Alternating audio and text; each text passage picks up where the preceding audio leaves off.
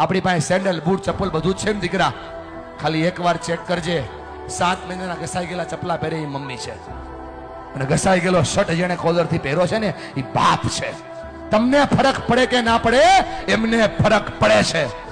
જ્યારે તમે ખોટું બોલો છો, જ્યારે તમે તમારી જાતને છેતરો છો, જ્યારે ભણવાના બાના ઉપર તમે બીજા કામ કરો છો ને બેટા, તમને ફરક પડે કે ના પડે, એમને ફરક પડે છે. કેટલો ફરક પડે છે તમને કઈ નથી શકતા, કેમ કે તમે મોટા થઈ ગયા છો બેટા.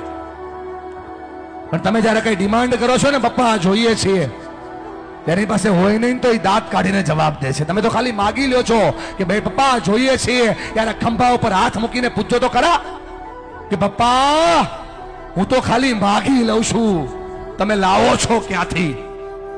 એને બહુ ફરક પડે છે ભાઈ. ફરી કઈ નથી શકતા, તું જુવાન થઈ ગયો ને એટલા માટે.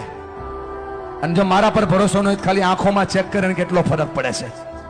આ બાપની આંખમાં જે આંસુ પડે છે ને એને એટલો ફરક પડે છે. એટલા માટે ભણો કે તમે તમારા માતા પિતાના સપનાને પૂરા કરી શકો.